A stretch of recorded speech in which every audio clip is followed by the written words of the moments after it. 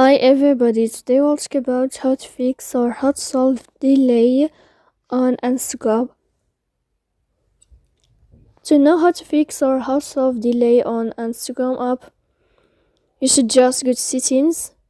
Here you can click on apps, default apps, app settings. Then this list you will enter to Instagram app and you can click. Here in this page of app info you can click on first stop and you can click OK. Here we'll enter to the window of storage. After that you can click clear cache. Don't click clear detail because that can cause you errors in your app. In the end you can turn off your phone and you can wait a moment to turn on your phone again. So please don't forget to support us by like and subscribe. See you next time in another video and thank you for watching.